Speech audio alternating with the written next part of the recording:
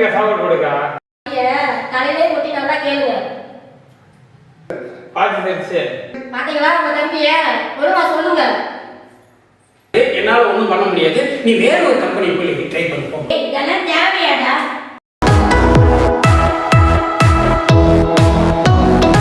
அம்மா பையனால ஒழுங்காவே படிக்க முடியல. என்னமா பண்றீங்க இந்த வீட்டுல? அக்கா இதுக்கு எனக்கு சம்மந்தமே இல்லை. அதை வீட்டாக்காக தான் கேட்கணும். எனக்கு தெரியவே தெரியாது.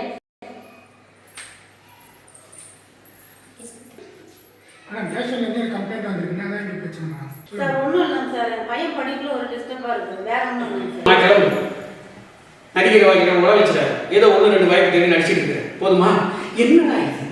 ஒருத்தன் புருஷன் ஓடி போயிட்டான்னு வருது, ஒருத்தன் புருஷன் வேணும் வருது, ஒருத்தன் பாட்டு கேட்க வருது. எவனுமே நடிக்க சான்ஸ் கேட்டு வரணும்.